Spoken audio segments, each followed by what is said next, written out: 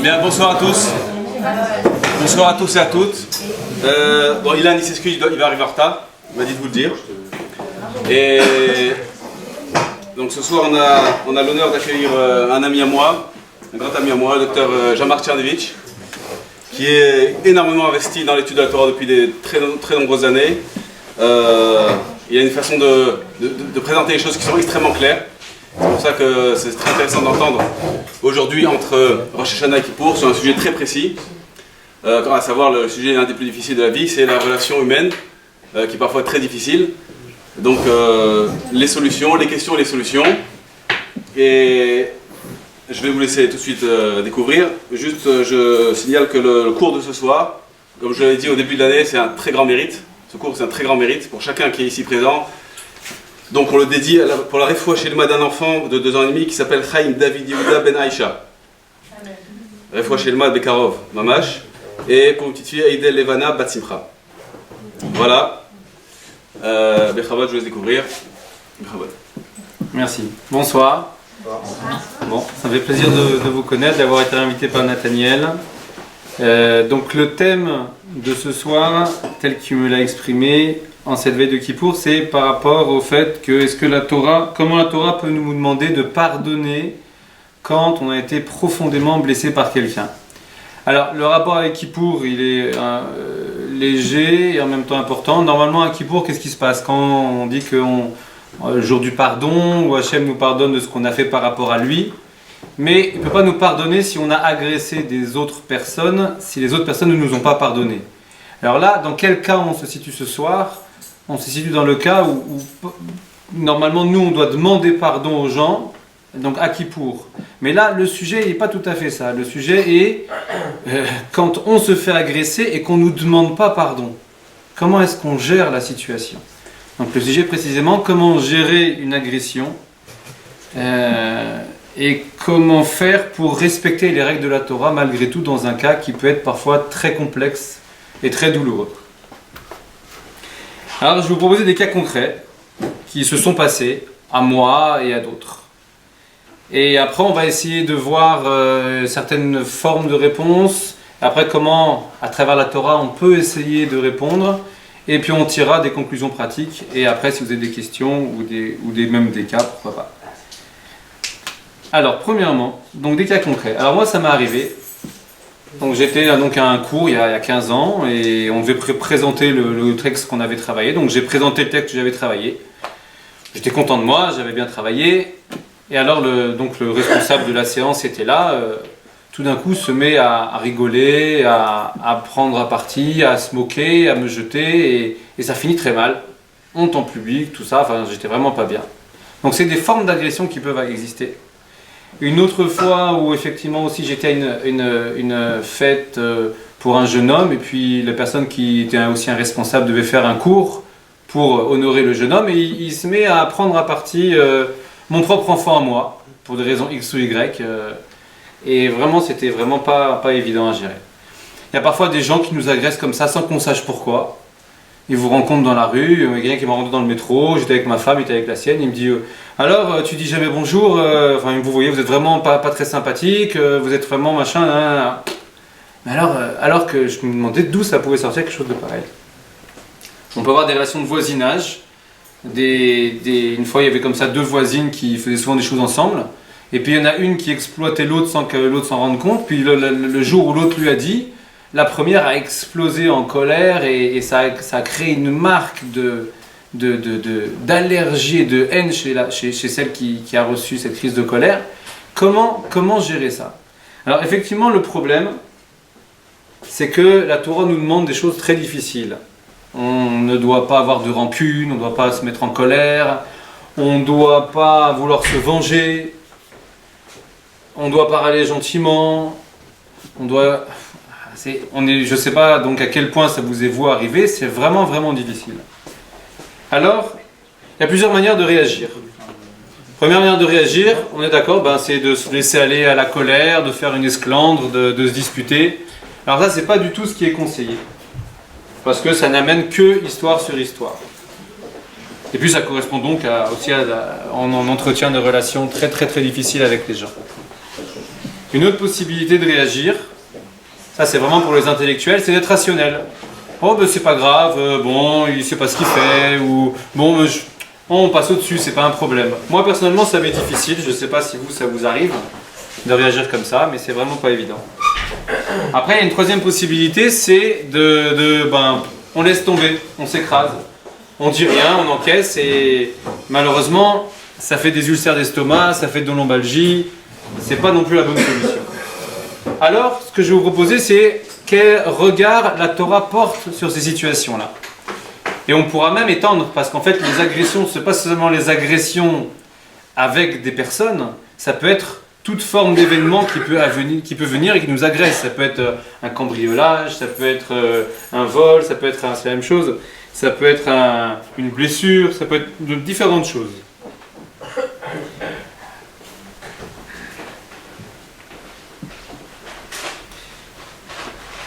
Alors, au niveau de la Torah, déjà la première chose, si je veux raccourcir le cours en 2 minutes, c'est très simple. Normalement, au niveau Torah, vous avez un différend avec quelqu'un vous agresse, il y a un problème, c'est très simple. On va voir le Rav de la ville, on va faire ce qu'on appelle un din Torah.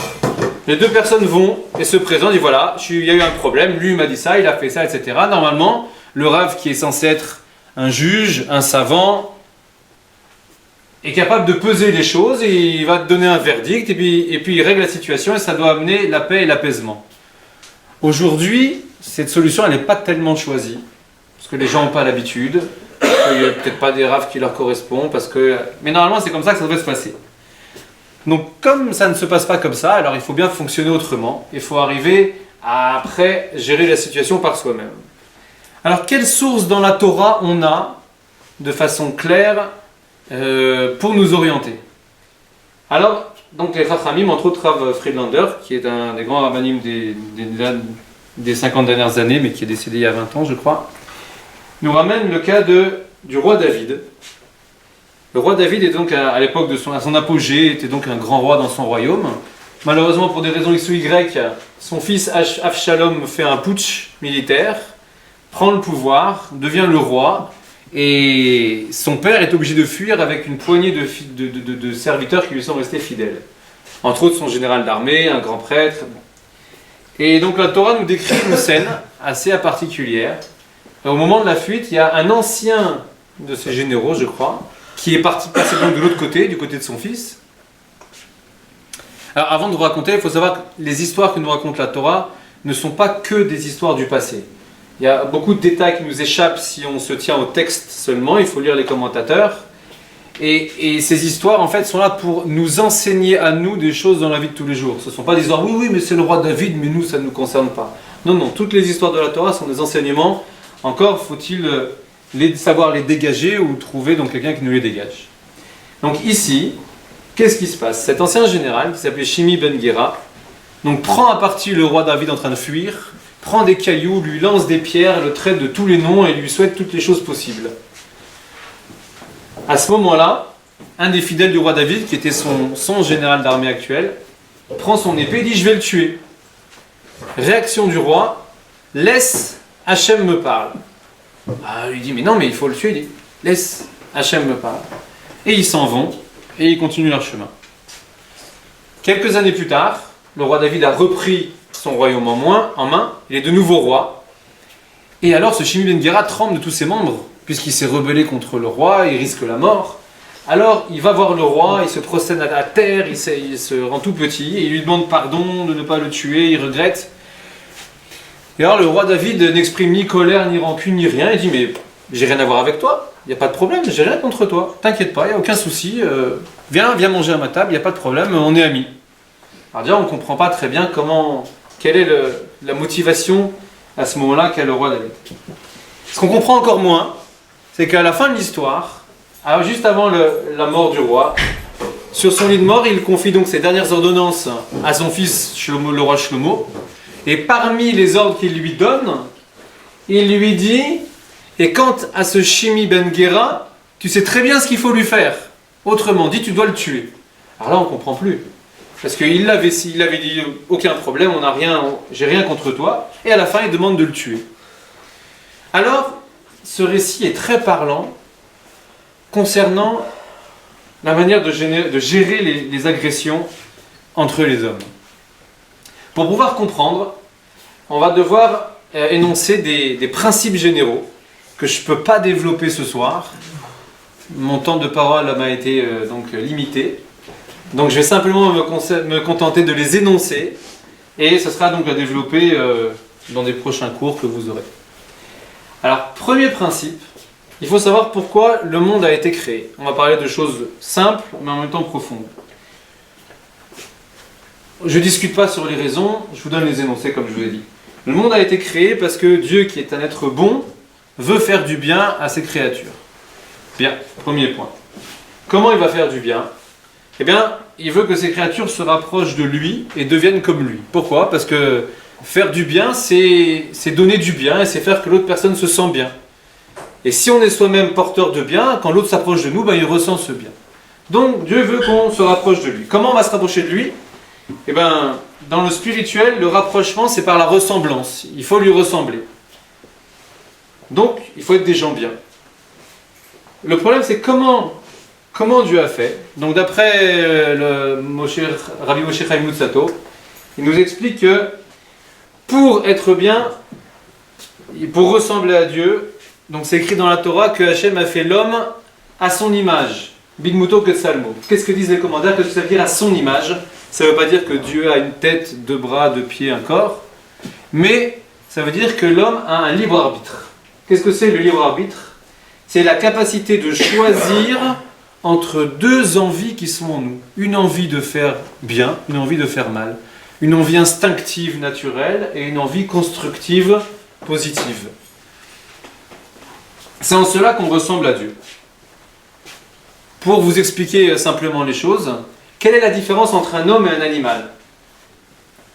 De façon essentielle. Alors, un homme et un animal, la différence est la suivante. L'animal ne réagit que par instinct. Il est programmé. C'est programmé dans sa nature d'agir de la manière dont il agit. Les lions, les loups, les chats, tout ce qu'ils font, c'est programmé dans leur nature. Ils ne peuvent pas aller contre leur nature.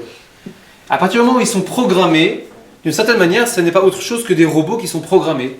Donc ils n'ont pas d'existence propre, ils n'ont pas de réflexion propre, ils n'ont pas de décision propre sur les choses. Alors un être humain peut tout à fait se comporter comme un animal.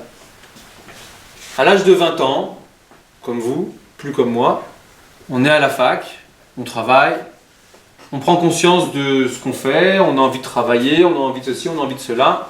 En fait, on est le résultat de quoi? On est le résultat de notre caractère, on est le résultat de la génétique, on est le résultat de l'éducation et de l'environnement, et on est le résultat de notre personnalité. Tout cet ensemble-là forme ce qu'on est aujourd'hui.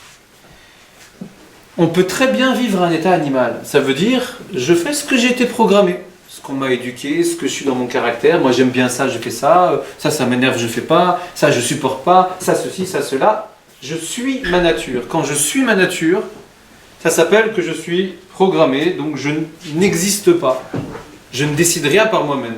Le seul domaine où on peut décider des choses par soi-même, c'est quand on va contre sa nature et quand on décide de faire des choses qui sont bonnes et positives, en général pour les autres et pas seulement pour soi. En cela, on ressemble à Dieu. On peut exister de façon à suivre notre propre décision et non pas notre programmation, notre nature. Donc pour ce faire, Dieu a prévu tous les choix possibles de libre arbitre positif, de choix positifs. Il les a répartis dans chaque être humain. Et après, il a construit l'histoire de chaque être humain en fonction des choix qu'il a à faire. Ça veut dire que tout ce qui va nous arriver dans la vie, toute l'histoire qui se déroule devant nous, sont des choses en partie programmées par rapport à des choses qu'on a à faire, en partie, etc. Bon, moi j'en parlerai après. Et le but de tout ça, c'est quel choix moi je vais prendre. Je me définis par les choix que je vais faire dans le cadre du libre arbitre, dans le cadre de faire du bien, de faire des choses constructives, et pas suivre ma nature quelle qu'elle soit. Ça, c'est le projet divin. Pourquoi il a fait comme ça? C'est un peu compliqué, ça prendra trop de temps de le dire. Maintenant, pour que ce soit vraiment un choix, il faut que ce soit un choix en